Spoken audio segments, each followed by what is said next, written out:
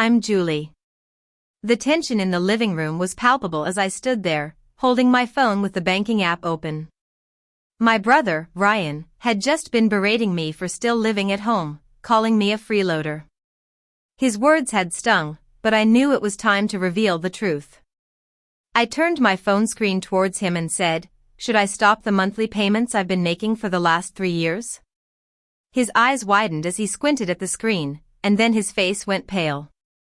Mom started crying softly in her chair, and Dad's hands tightened on the armrests of his chair.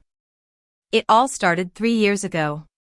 My dad, a hard-working factory worker for 25 years, lost his job due to the factory's closure.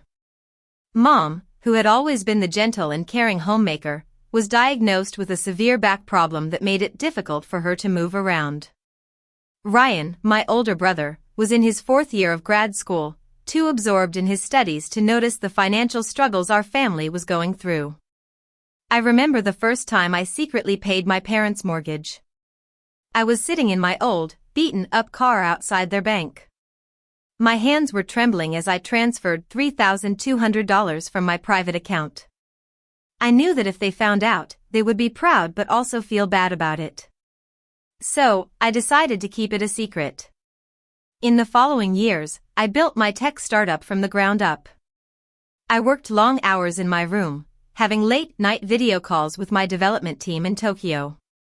Ryan thought I was just sitting around watching TV. He would often say, "You're 29 and still living at home. Get a real job and move out."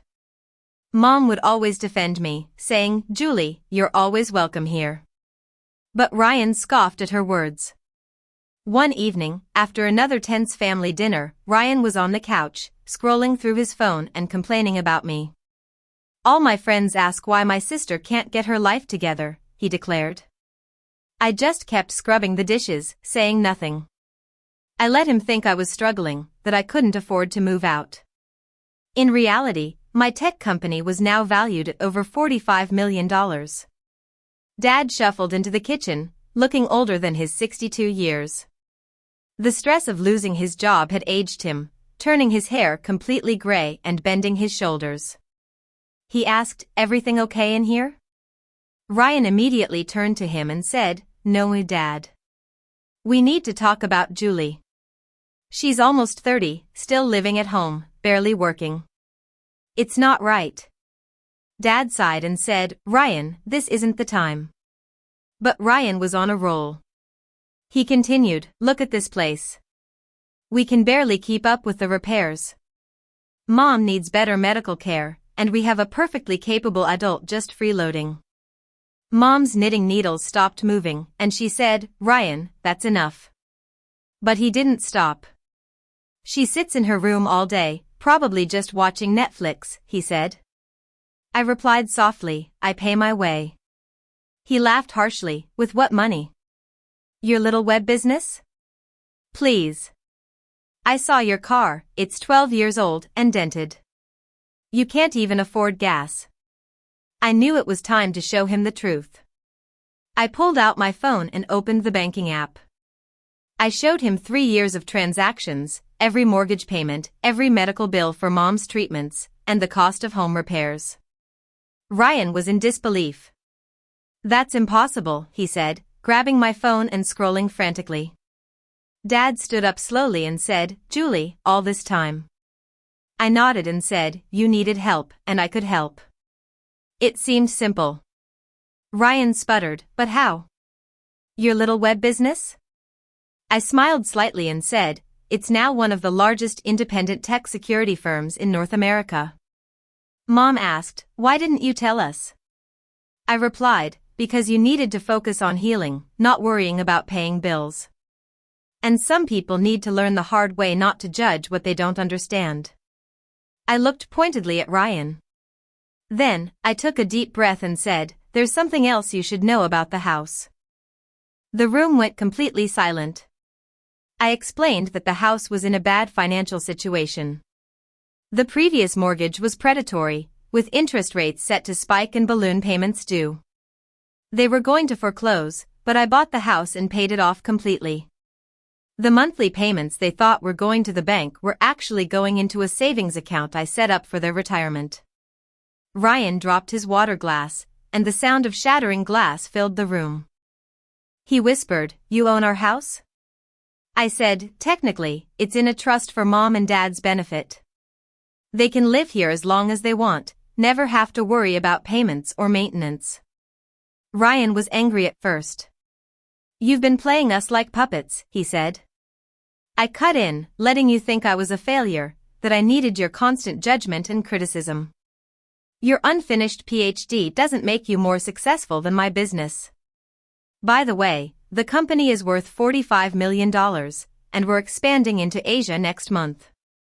Dad cleared his throat and said, "The medical bills, your mother's treatments, all taken care of, including the experimental therapy the insurance wouldn't cover. That's why she's been feeling better." Mom's eyes filled with tears of happiness. Ryan asked, "Why let me treat you like that? Why not just tell me to shut up?"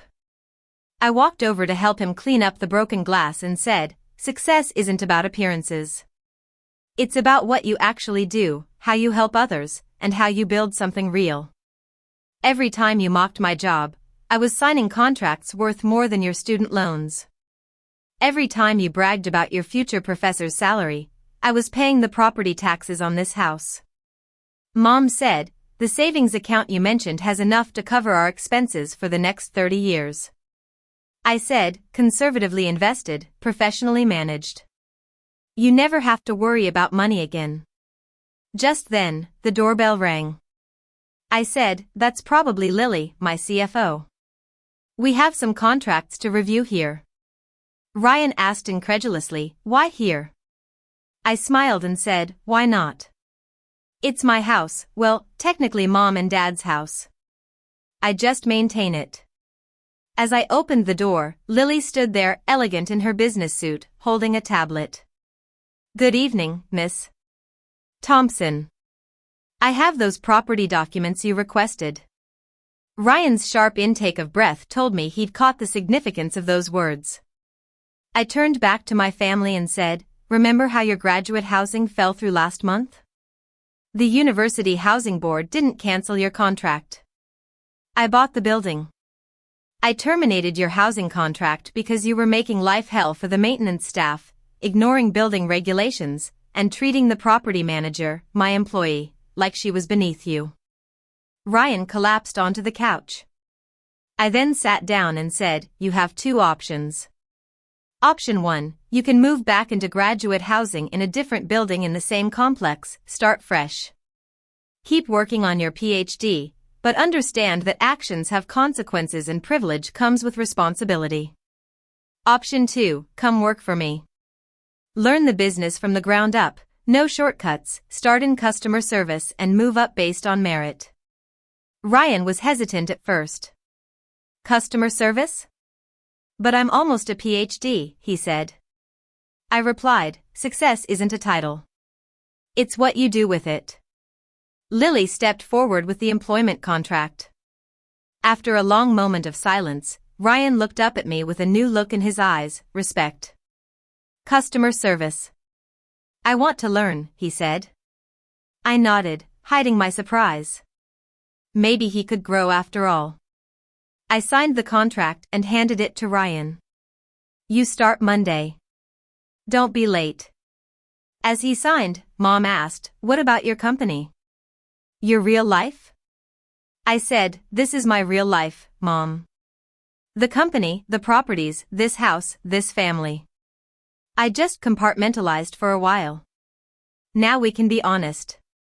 Dad asked about the car, and I laughed. "The car stays. It reminds me where I started, where we all started." As I followed Lily to my home office, I heard Ryan ask about the building manager. I called back, "She's your new supervisor. I suggest you practice your apology before Monday." The sound of Mom's laughter and Dad's chuckle followed me down the hall. It was the sound of a family finding its footing in a new reality.